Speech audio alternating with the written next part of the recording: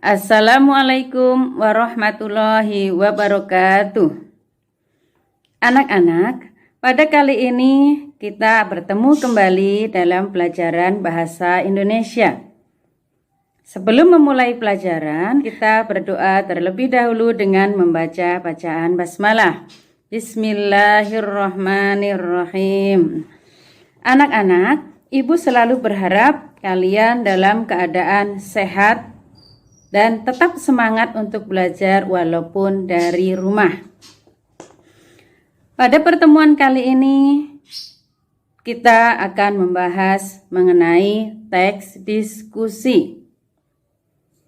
Adapun tujuan pembelajaran yang harus dicapai pada kali ini adalah 1. Menentukan pengertian teks diskusi. 2. Menentukan tujuan teks diskusi. 3. Menentukan fungsi teks diskusi. 4. Mengidentifikasi informasi teks diskusi berupa pendapat pro dan kontra. Nah, anak-anak, pengertian diskusi yaitu kegiatan bertukar pikiran, gagasan, pendapat antara dua orang atau lebih secara lisan untuk memahami suatu masalah, menemukan sebab, dan mencarikan pemecahannya. Dalam hal ini, diskusi merupakan keterampilan berbicara. Nah, anak-anak, yang kita pelajari adalah teks diskusi. Namun sebelumnya, kalian perlu mengetahui. Itulah tadi yang sudah Ibu jelaskan mengenai diskusi.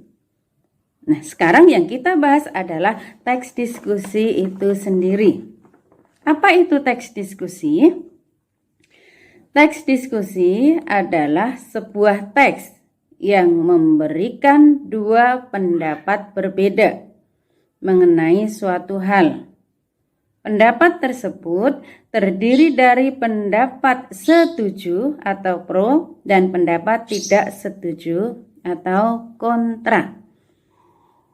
Dalam teks diskusi, nantinya teks itu terdapat beberapa bagian yang pro dan sebagian yang kontra. Nah, anak-anak, mengapa kita perlu memahami dan mengetahui mengenai teks diskusi ini? Ini akan sangat bermanfaat ketika kita menemukan informasi. Jangan sampai kita terkecoh oleh satu informasi saja. Maka dengan mempelajari pendapat yang pro dan kontra, bisa ditarik sebuah kesimpulan. Bagaimanakah nanti yang paling benar? Berdasarkan dua pendapat tersebut dan disepakati secara bersama-sama. Nah, anak-anak, tujuan teks diskusi yaitu mencari kesepahaman atau kesepakatan antara pendapat yang mendukung atau yang pro dengan pendapat yang tidak mendukung atau yang kontra. Sekali lagi Ibu jelaskan bahwa tujuan teks diskusi ini kesepakatan. Menemukan kesepakatan antara dua pendapat yang pro dan kontra tersebut. Jadi tidak ada yang satu menang ataupun yang satu kalah. Baiklah anak-anak, berikutnya kita akan masuki pada fungsi teks diskusi. 1. Melatih kemampuan berpikir setiap anggota atau peserta diskusi sehingga pikiran menjadi luas dan tidak terbatas. 2. Menanamkan sikap demokratis karena Anda akan terbiasa mengemukakan pendapat saat sedang berdiskusi.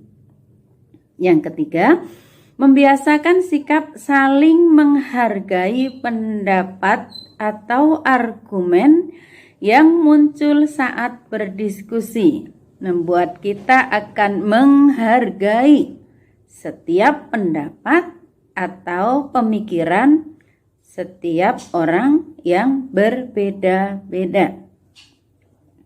Nah, anak-anak, sebelum memasuki pada bagian teks diskusi itu sendiri, kita akan bisa menemukan atau menentukan informasi teks diskusi. Manakah yang informasi itu bersifat pro dan manakah informasi tersebut yang bersifat kontra.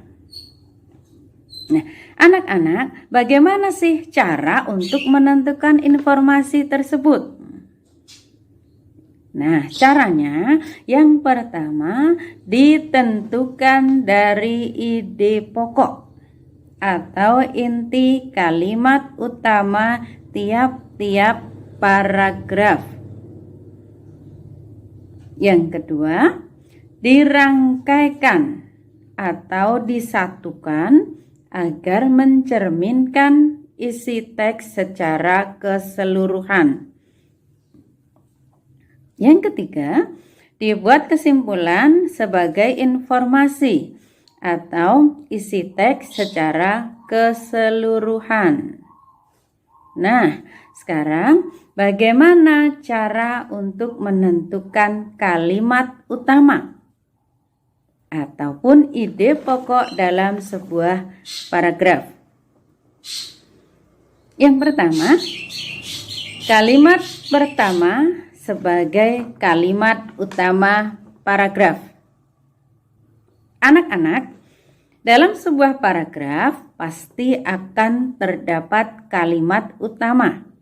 Nah, kalimat utama tersebut bisa terletak di awal paragraf.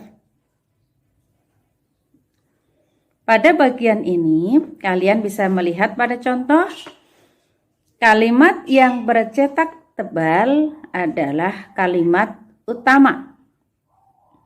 Ibu baca, belakangan ini kegiatan belajar mengajar bisa dilakukan secara online tanpa perlu tatap muka. Nah, kalimat inilah yang disebut sebagai kalimat utama. Sementara kalimat yang lainnya berarti merupakan kalimat penjelas. Sekali lagi, kalimat yang lainnya merupakan kalimat penjelas. Ya, mudah-mudahan kalian paham. Kemudian yang kedua, menentukan kalimat utamanya dari mana? Yang kedua, kalimat terakhir sebagai kalimat utama paragraf. Paragraf ini disebut juga dengan paragraf induktif. Contoh paragraf berikut yang bercetak tebal merupakan kalimat utama. Maka dari itu, persiapkan diri dan mulai belajar sejak jauh-jauh hari sebelum waktu ujian tiba.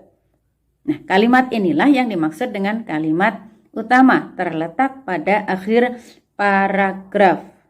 Kemudian yang ketiga, kalimat pertama dan kalimat terakhir sebagai kalimat utama paragraf. Pendidikan yang paling utama bagi anak adalah pendidikan karakter.